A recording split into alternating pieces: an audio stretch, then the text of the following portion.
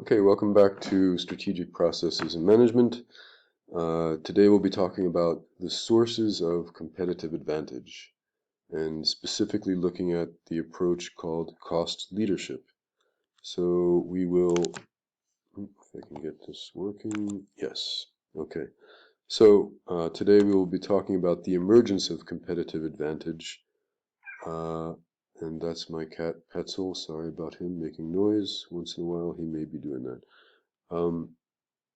So the emergence of competitive advantage, the types of competitive advantage, and we'll look at two different types, cost leadership and differentiation. And of course, today we'll be focusing on cost leadership.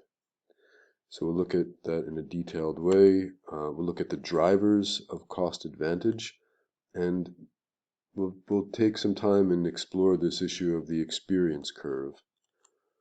And then we'll apply the value chain to cost analysis. If you remember, we've looked at this idea of a generic value chain and applying it, something that we can apply to many different industries. So we'll use that value chain in each stage in the value chain and look at how, the implications for cost, how we can reduce costs most dramatically and efficiently. And then we'll finish with a slide that looks at the current approaches to cost efficiency. So, where does competitive advantage emerge? Where does it come from? Well, remember, what is competitive advantage? We said that it's the ability to earn profits greater than the industry average, so better than your competitors, long-term profits better than your competitors. So where does it come from?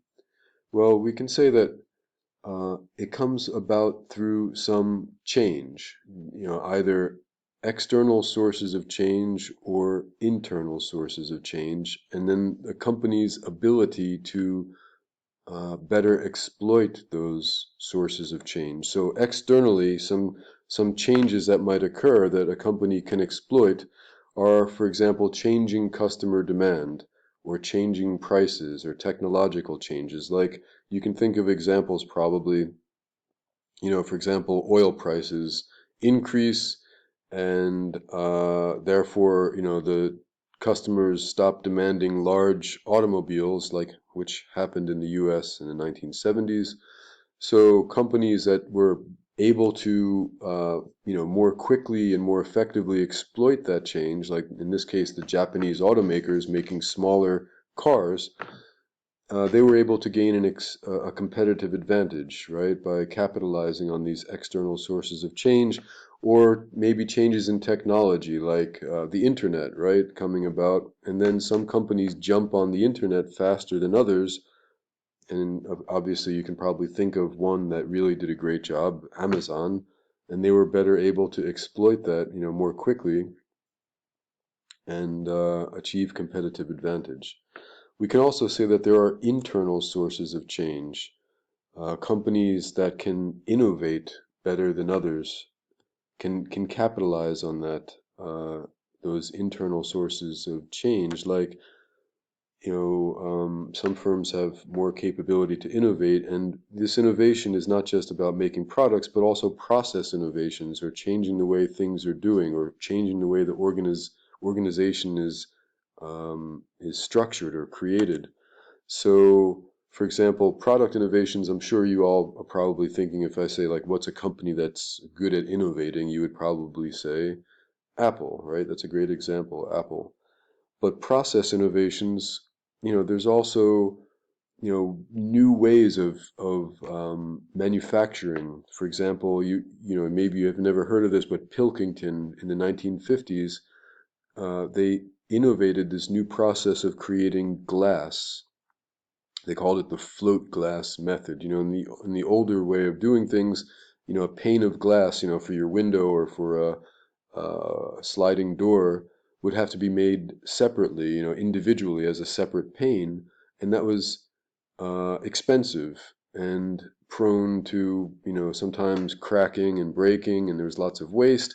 But Pilkington, they made this kind of float glass process that, kind of like imagine like a river of liquid glass, hot liquid glass, and they floated it across this other liquid, a metal, And they, kind of in that way were able to create this continuous river of glass, and as it would go along, it would become smooth and straight, and then at the end it would solidify and they could just cut it into sizes that they wished. Maybe going after new segments, that might emerge, that were previously unrecognized. For example, I mean, again, and you may not know about this example, but, with baby aspirin, little aspirins that were made for babies in little baby-sized pills, like children's aspirin, not babies, obviously, but children's aspirin. It started being taken by adults for preventing heart attacks. So like a one-a-day children's aspirin, retargeting that toward a new segment of adult users, or creating new organization styles like Procter and Gamble. They pioneered the brand management approach. They created this kind of little CEO or general manager kind of concept, that the brand, all the decisions about that brand were made by the brand manager. And this was something new, and it allowed them to achieve this competitive advantage by being a multi-brand empire, having an empire of brands, and they were being able to be quite successful. Each brand manager made lots of their own independent decisions. So we have, again, this competitive advantage, the idea of earning, superordinate or greater profits than the industry average, and coming about from the ability of the firm to recognize and exploit these changes, both external and internal. So now we can talk about the different types of competitive advantage, right? So again, if we say competitive advantage is the ability to earn profit greater than average, well, we can say, where does that profit come from? On the one hand, it can come from, imagine, that the products on the market are kind of similarly priced, but one company is better able to, get lower costs in the manufacturing or the production. So the products are sold at a similar price, but the one company, is able to produce it at lower costs. Of course, then they get greater margins, right? The difference between the input prices, the costs, and then the selling price, that margin, that is the basis of, competitive advantage, this gain in profit. So that we call advantage through cost leadership. And then you can imagine another situation where the price itself is increased, and we, for the kind of similar level of quality, but the product or the brand is perceived as being special somehow. So we can say that is like a unique product, but it's based on the perceptions, right? It's not necessarily an objective assessment, but that the consumer or the customer perceives that product is more valuable, and they're willing to pay a higher price, right? So maybe in this case, the costs are similar in production, but through differentiation, through, creating a strong brand, perhaps, then the customer is willing to pay more. And we call this a differentiation strategy, or advantage through differentiation. And you can also, I think, understand that concept like is brand equity, right? We talked about brand equity as the ability to charge a higher price for a given brand. So competitive advantage can arise through these two ways.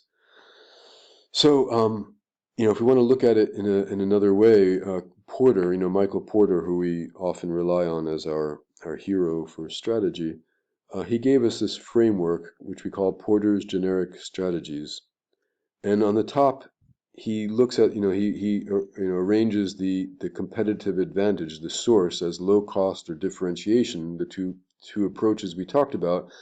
And on the side, on the left side, we say, he says that there's this competitive scope, and it can be industry-wide or single segment, so wide or narrow in terms of competitive scope. And that just means, how broad-based is their offerings. Are they offering, across many different products and segments, and, kind of providing a very wide scope to their offerings, or just focusing very tightly, more like a niche on a single segment. And then in that case, some approach, some will, make this kind of a 2x2 specifically, so they identify it as cost focus or focused differentiation. But keep in mind that it's not just saying it's a focus on costs, right? If we say it's a focus strategy, then it's, it's focusing on a single segment, and it could be cost focus, where it's a focused strategy on a single segment, but looking at you're using cost leadership on that single segment, or focused differentiation, where their niche, kind of their approach is just on a niche, like a single segment, but differentiating. And you can think of many examples, like maybe Walmart might be a cost leadership, where they have many different products, and they provide many huge amount of different offerings industry wide, but with low cost. And you might be thinking perhaps of a differentiation strategy like Procter & Gamble, that has many different brands, but they differentiate the brands. They try to create brand equity. For cost focus, focusing on a single segment, maybe in America there's Motel 6. It's this kind of low cost hotel or motel. So focusing on just that single segment. Or maybe you could think of there is Redbox. They go after these this DVD market. $1 per DVD rentals. Using these little vending machines.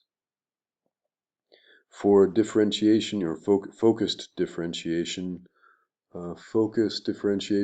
maybe you could think of some of the high-end audio brands, that I would never buy because they're extremely expensive, but something like Harman Kardon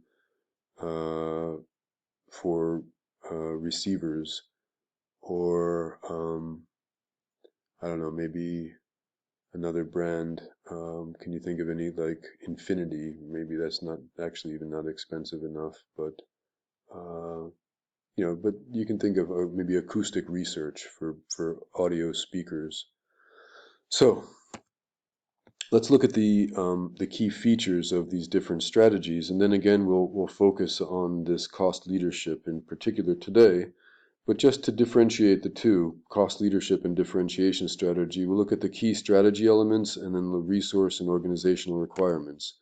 So for cost leaderships, it's really about efficiency, right? About reducing the costs.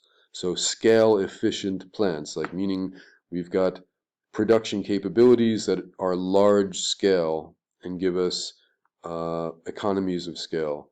So also in terms of design, it's designed for manufacturer, right? The product is actually designed to be able to manufacture it with efficiency, using, the design of the product is not designed for the consumer so much, but designed to be able to manufacture it in a very low cost way. Lots of control over overhead costs and low R&D costs, and then avoiding the customer accounts that are not really providing as high profit. So we're only really targeting customer accounts that are large scale, large enough, not the small customers where we have like high costs of satisfying them, but going after the main large customers. The resource requirements are just things like access to capital, process engineering skills. So we're looking at reducing the costs through process, frequent reporting, tight cost control, kind of like a mechanistic hierarchy, specialization of jobs and functions, and incentives for quantitative targets, right? So we're really trying to be efficient.